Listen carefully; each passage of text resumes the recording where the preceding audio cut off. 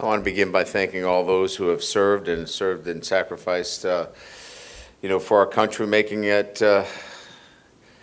such so that we can enjoy living in the greatest country in the world. So thank you to all those veterans out there and honoring them today on Veterans Day.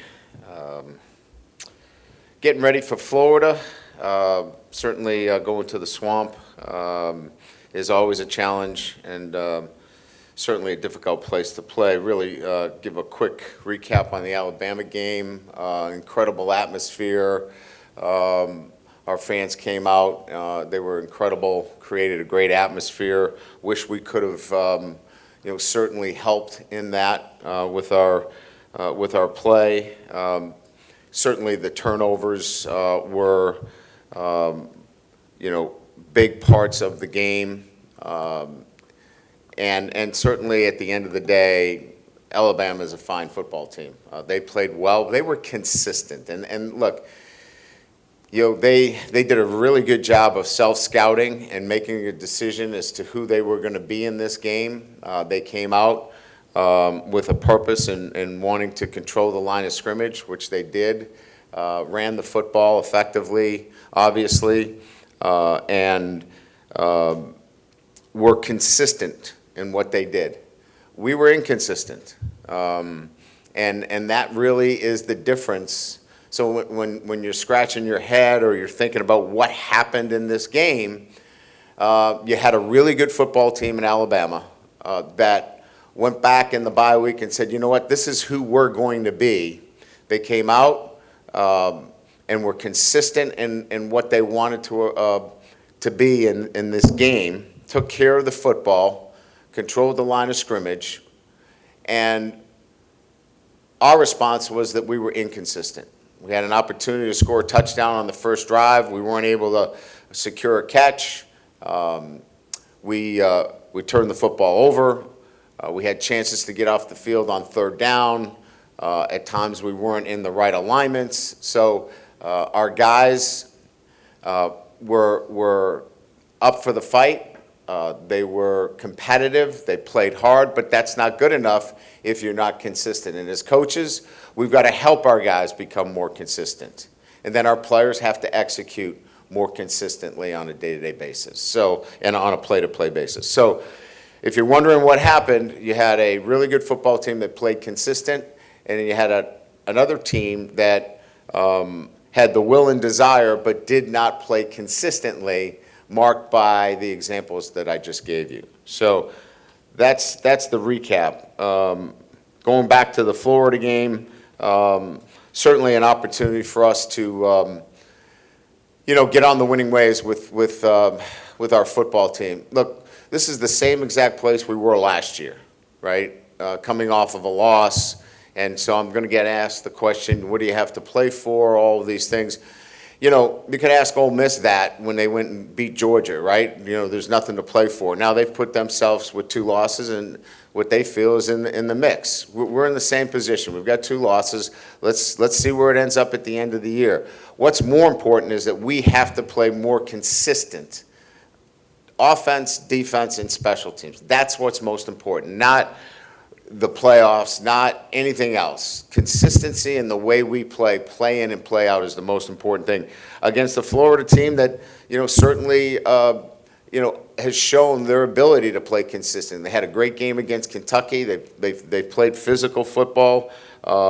They're getting some players back from the injury list. And again, as I mentioned, playing on the road in the SEC is no easy feat. So, again, this is about us. This is about us and our consistency and going on the road and certainly looking forward to playing a consistent brand of football. So with that, we'll open up to questions.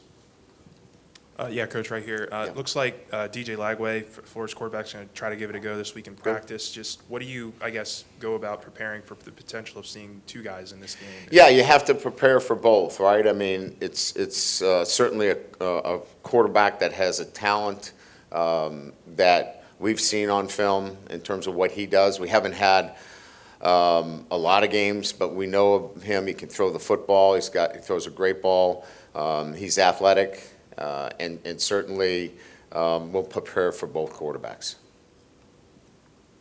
Hey, Coach, after the game, you said your team fought to the end. The effort is there. The last 2 games, are any concerns about physicality, toughness, those kind of things? No, look, at the end of the day, the guys are who they are, right? When we're in there fighting as hard as we can, it's hard to overcome a lot of mistakes that are being made, but we have to help them also. We got to put them in position to succeed as well. So part of this, as I said after the game, is as coaches, we have to do a great job of putting them in a position that they can succeed, because these are our guys. And then, they've got to be cleaner in the execution. So it's both working together. Our coaches have got to be able to do a great job of being more consistent and getting them in the best position to succeed. And then they have to be more consistent in their execution on a play-to-play basis. So, it's looking at it from both lenses. Hey, Coach, how would you evaluate Joe Sloan's season so far up to this point? I don't evaluate coordinators during the season. I think everybody, gets a chance to, second guess a play call here or there. That's the nature of the business, right? What we want to be is more consistent in the running game. And I think I've made that clear. And we've got to, clearly do that. And Joe understands that. And so the focus has been, and it was going into this game, to create more opportunities in the run game. I thought we did that. We need to do more of it. I thought we created more misdirection within the offense. We need to do more of it. So sequencing the run game with the passing game is absolutely crucial. So we can take some of the pressure, as I've mentioned in other press conferences, off of Nussmeier. So we don't throw it 50 times. We need more balance within the offense. If you are who you are over the course of these next 3 games, how much of it is correctable? I'm sorry, I didn't hear the first If part. you said you are who you are, right? The roster's not going to change. Can't Yeah. really do it. So how much of it is fixable over the next 3 games? Is it alignment assignment issues, or is it something that's going to take an off season to maybe, make some roster changes, coaching staff changes, those kinds of things? No, look, I think it's reasonable to look at, how we can, put our players in better positions to succeed each and every week, You always are going to have to deal with injuries, within your roster, and you have to have the next man up mentality. But that doesn't mean you can't, as coaches, always look to how you can be better at getting your players to be the best versions of themselves. So what do we have to do to help Nuss? And that's run the ball better. That's going to be something that can happen right away. What can we do to help in the quarterback run game? Can we play more multiple coverage looks? Can we be in different fronts? I know if you watch, we played some 5-down defensive fronts, to help in those situations. So I think there's always the opportunity to grow and get better in the season. And as I said, there's a lot for this football team to look forward to. We've got, the opportunity to, again, finish the season strong and look towards a minimum of a 10-win season again. And that's important to this program, a standard that has been set that we want to continue to work towards that goal. Coach, do you expect Garrett Dellinger to practice this week? And what did you see from Paul Mabenga playing in his place against Alabama? I thought Paul did some good things. He moves his feet very well. His insertion into the lineup for a first-time starter, we were pleased with what he did, and I think he's only going to improve from that experience. Garrett will go out and run today, and we'll get a better sense of where he's at after today's workout. Brian, obviously the sport's biggest spotlight was on you guys on Saturday night. ESPN's College Game Day was here, all the bells and whistles. For you guys to come out and perform the way you did, how do you sort of spin that? How do you keep more positivity out of what happened versus letting some negativity slip in there? Yeah, so it's 21-6, and we've got the ball all the way down on the 5-yard line, poised to score, and unfortunately we have a turnover. We're ready to make that a 1-score game. with 7 minutes to go in the third quarter.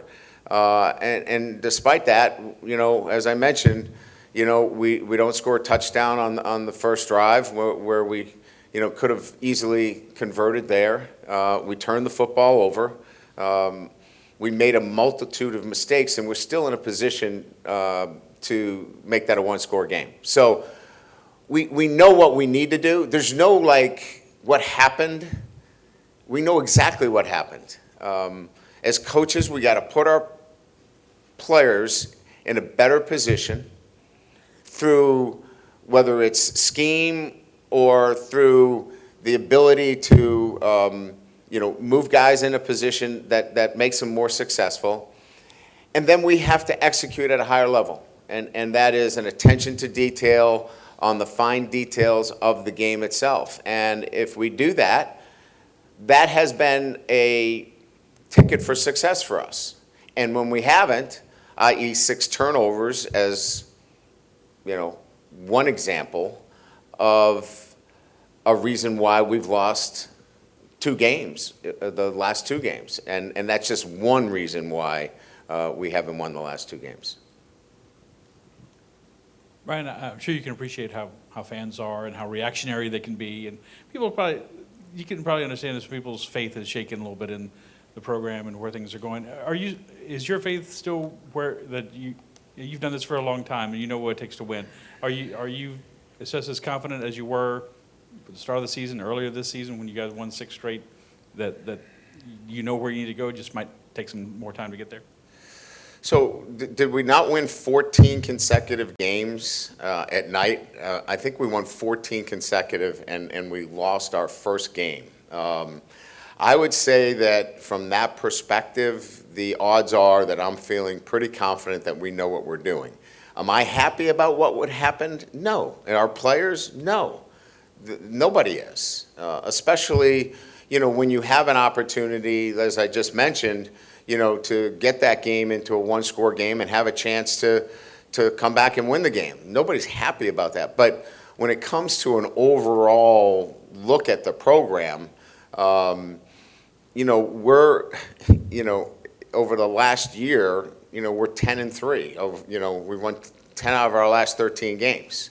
So I'm not in a position to worry about what people are saying about the overall health of the program. We have one of the top recruiting classes in the country. Those things are only going to continue to get better. And a championship program is what we're going to have here. There's going to be some stumbles along the way, but we're going to get back up and we're going to keep building our program towards where it needs to be, and that's a championship program. I have 2 if I can. Was there an issue with Caden Durham in the second half? He was pretty effective in the first half, and I don't remember seeing as much of him in the second half. No, he played in the second half as well. He was in there some high leverage situations, especially in third down. We were getting a lot more pressure. Josh is a little bit more seasoned in some of the pressure situations that we get. We were getting some 7-up and some active pressure situations, and Josh is a little bit more experienced in some blitz pickup situations, so it might have been that. This is a very novice question, but I'm just curious. Is a spying the quarterback against a running quarterback, is that effective, and if not, why?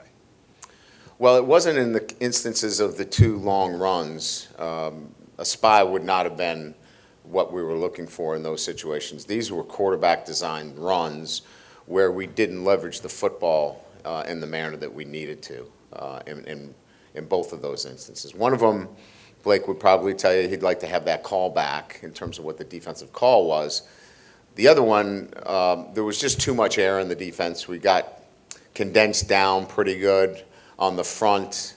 And, the duality of playing man sometimes, when that back comes out of the backfield, you don't know whether he's running a wheel route or whether he's going to kick you out. So we were a little hesitant in setting the edge. And then we lost a little bit of leverage on the quarterback. He cut back on both our inside linebacker and our safety. We've got to have better leverage on the ball.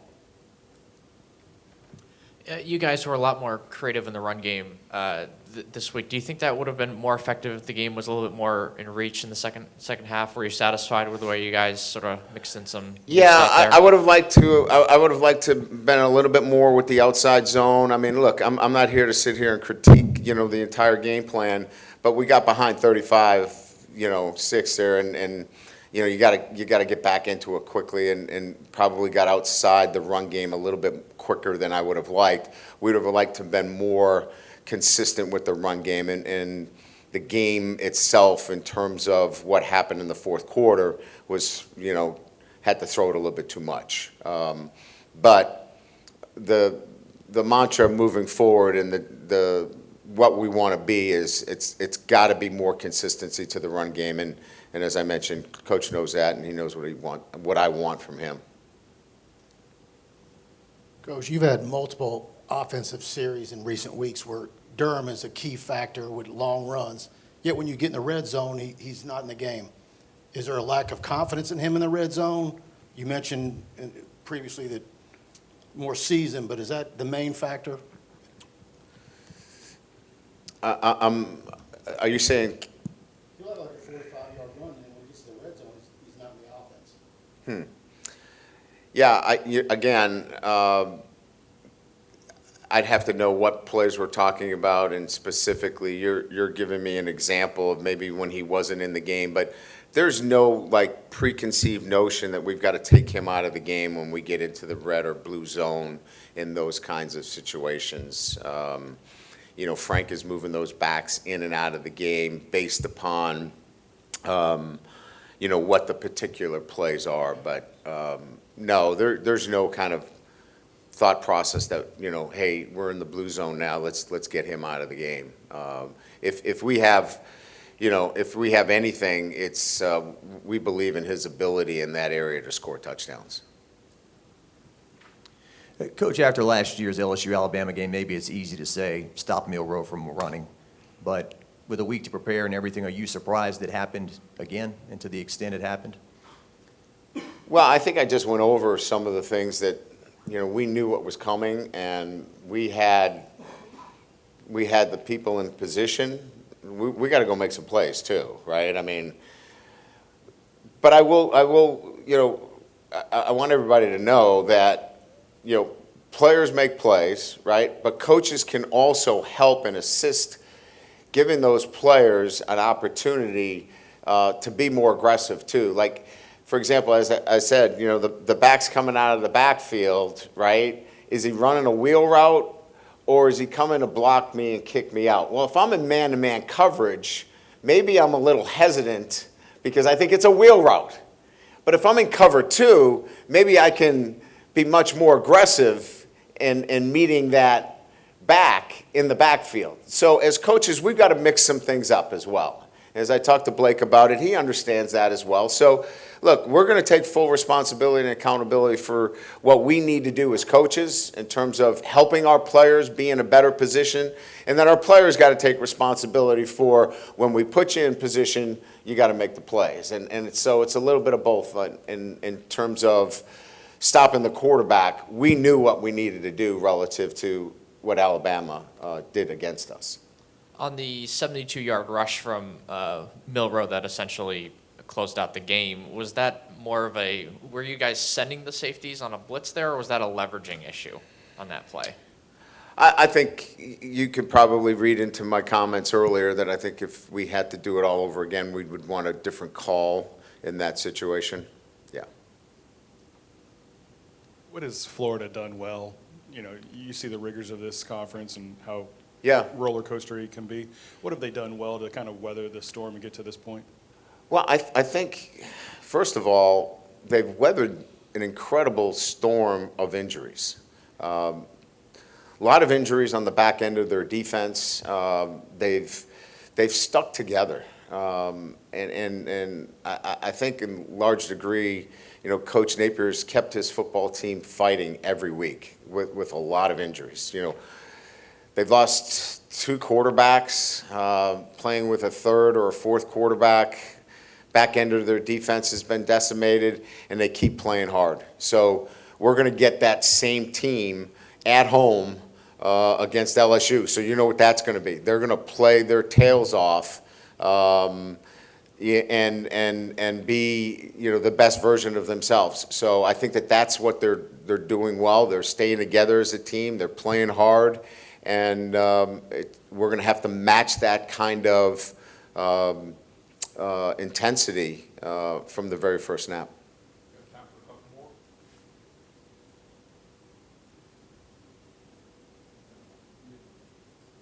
Hey, Coach, in the last 4 games, you've gone pretty heavily on defensive snap counts with some veteran guys. I think you talked maybe about going to that open by looking at the film and deciding who you're going to roll with. Yep. You weren't going to roll players as much. In the final 3 games, is there an opportunity to get some of those younger guys more snaps, maybe who were playing earlier? Do you look at any of that rotation? I mean, I think we have, from a defensive standpoint, Matt, it is all hands on deck. If we feel like you can help us, we have already identified the players that if they can help us, the 4-game situation relative to redshirting is out the window. So if we feel like there's a player that can come in and help our defense, we've already talked to the young man, we've already got clearance, we've already said, can we play you? And they've said, yes, I'm not worried about my red shirt. So anybody that plays from now on out, it's that they've got games remaining not to hit that 4-game threshold, or they've given us clearance to do that, we're going to play them. So this isn't like, hey, let's try to redshirt somebody for next year. This is all hands on deck. Anybody that can contribute or help this football team, we're going to put them on the field. Shelton Sampson, someone who has played a decent amount of snaps, but I still don't think he has a catch on the year. What does he sort of bring to the offense that is maybe a different look for defenses, or what does he bring to the table, essentially? Well, I mean, he's got size. I mean, look, I mean, he's trying to fight into a lineup that, Xavion Thomas has taken a lot of his snaps there. Chris is trying to get some of those snaps. Chris Hilton's trying to get some of the same snaps.